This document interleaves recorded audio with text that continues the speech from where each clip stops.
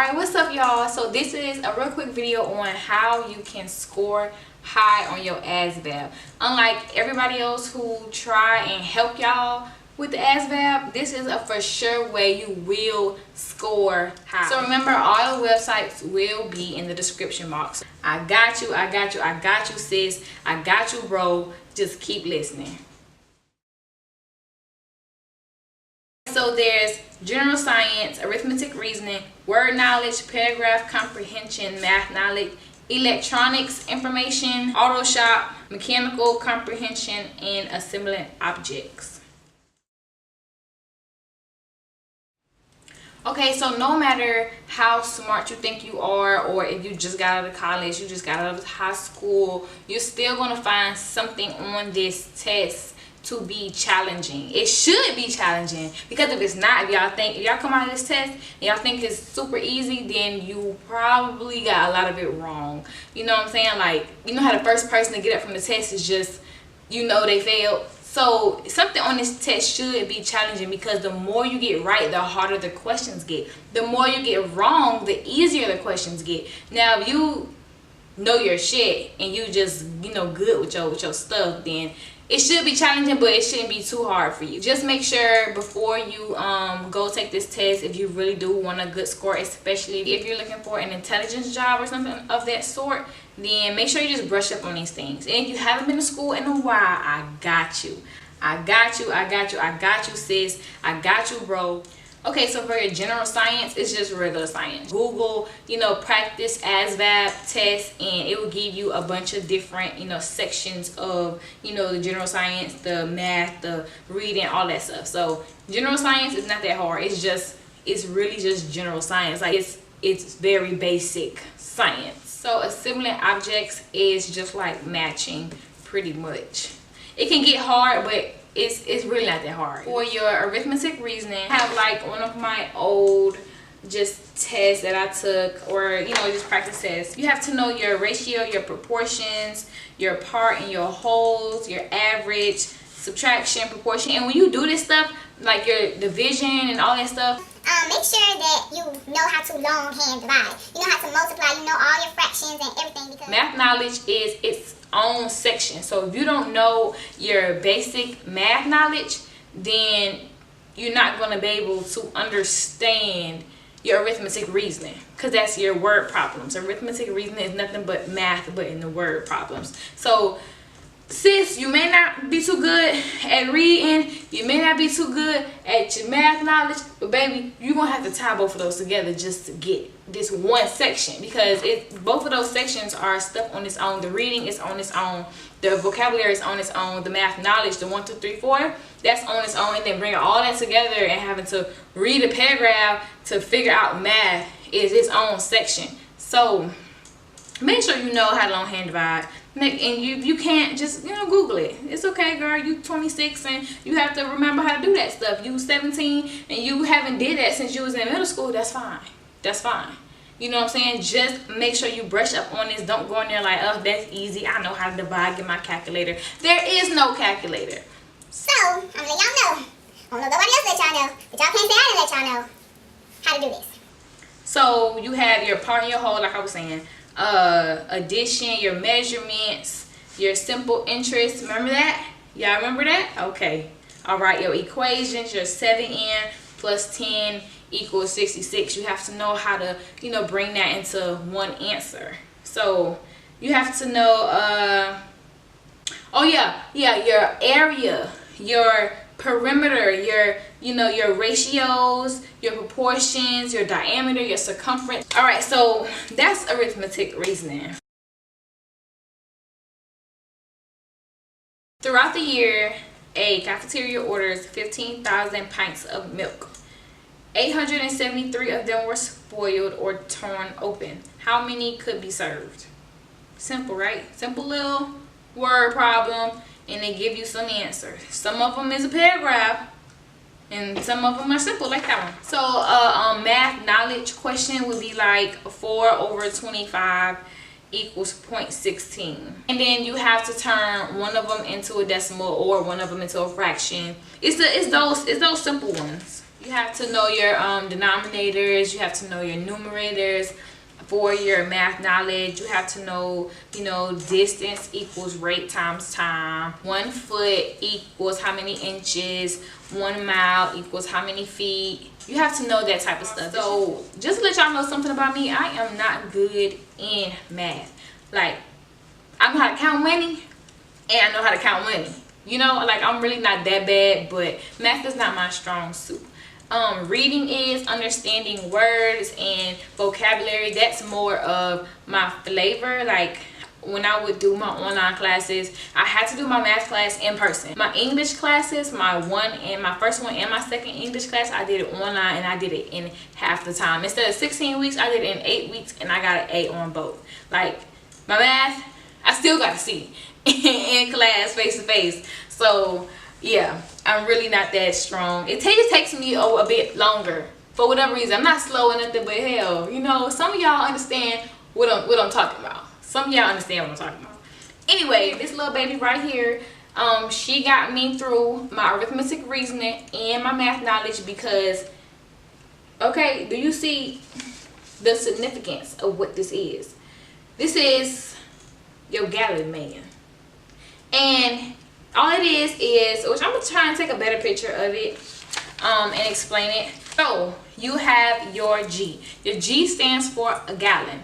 You have 4 Q's inside of this G, and that stands for your quarts. And then you have your pints, and then you have your cups. So, as you can see, reading it, it says in 1 gallon, there is 4 quarts, right? It's pretty obvious. And then you have 2 pints in each quart, and you have 2 cups in each pint.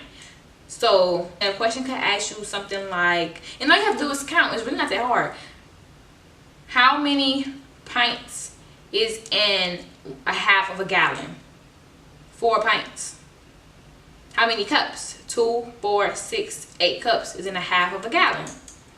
And the same thing as if you were to say a whole gallon. All you have to do is count. This is just in case you guys can't remember. It's so much other material that you have to remember. Just in case you cannot remember it, it's right here for you. So this really did help me, this gallon man. I hope that I explained it well enough so you guys can understand that this really is a good tool to use. As soon as you sit down, they give you a piece of paper, they give you a pencil. Write this down. It really isn't that hard. It's the G. Write the G pretty big so you can fit your 4 Q's and all your P's and all your C's. Okay, word knowledge is the #1 heaviest thing because, for one, it doesn't have that many questions. I think you get like 16 questions, you know, on word knowledge, and you get a whole bunch of other questions with every other section.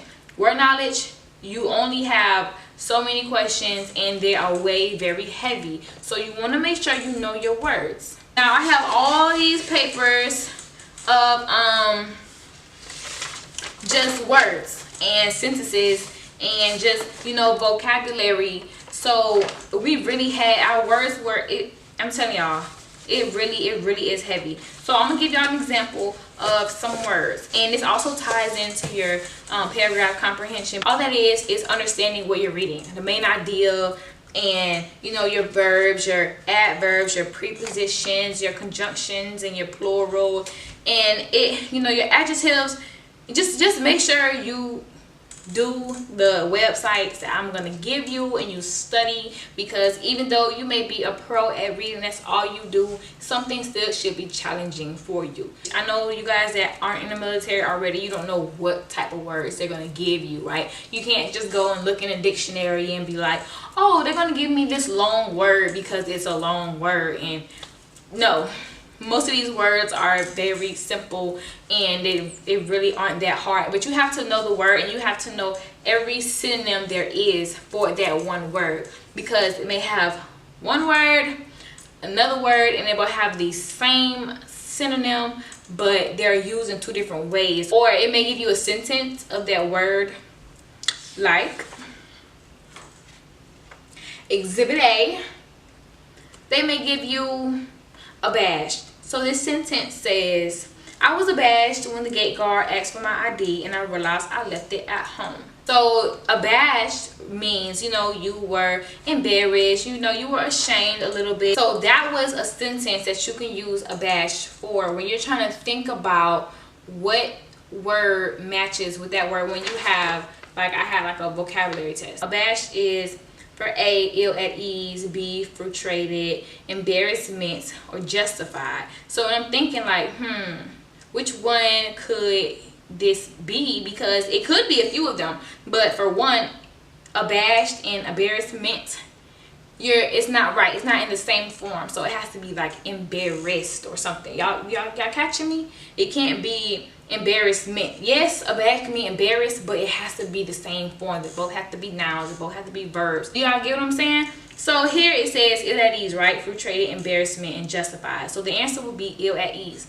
because you weren't frustrated, you weren't embarrassment, and you weren't justified. That was just an example. There are plenty other words. I can't give you guys every word because I don't know what they're going to give you on the test. I didn't know what they're going to give me on the test. I just had to make sure that I knew all the words that they were to know. So when I came in, I didn't know this stuff. I didn't know the words. I didn't know any of that. But when I got in and I was in the unit that I'm in, we have to have a certain GT score, and my score was like right under that. So I went to school for a month and I learned, you know, the 4 main sections, and they gave me a list of 150 words that I had to learn.